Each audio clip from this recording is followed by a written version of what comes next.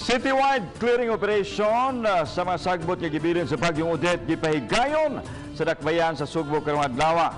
Misangpot sa grabing paghuot sa trapiko. Gitarget sa syudad nga matapos ang pagpanghinlo o paghawan sa mga daan sud ning tuiga.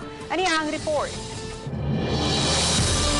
Kini ang among naabtan sa Dan Goroldo, diin gikando sa mga payloader ang nagdipon og nga mga basura ug dayon gikarga sa mga dump truck.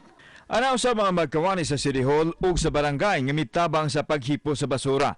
Samtang ang masakop sa Cebu City Transportation Office mao ang mipasayon sa trapiko. Kini ang gipahigayong citywide clearing operation diri sa dakbayan sa Sugbo. Aron malimpyuhan ang mga basura ang gibilin sa Bagyong Odette apan aton nabantayan nga nakamugna sa ni grabing kaot sa dagan sa mga sakinan. Taas nga linya sa mga sakinan ang niungot sa kalsada tungod kay miokupar ang mga heavy equipment sa tibok kalsada.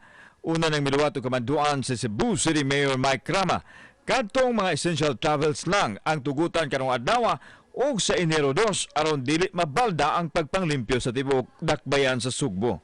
Now, as of today natay na-deploy mga 15 na kabok dump trucks, unya 12 kabok nga payloaders, unya napulo ka mini dump truck, and 8 sad kabok nga skid loaders. Samtang gipalihag sa chairman sa clearing operation Conchal Jerry Guardo nga gibahin-bahin nila ang mga naglangkob sa clearing team aron madungan ang paghipo sa mga debris o mga basura sa kadalanan.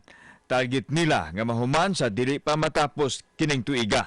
Gikatakda usab ang ikaduhang hugna sa citywide clearing operation sa Enero 2. We expect nga doon ay traffic because of the peak hours kay New Year na, but I think ma-manage sila gyapon sa ato ang sitom. Kauban si Cleofer Lumayag, ako si Alan Domingo. Balitang Bisdak.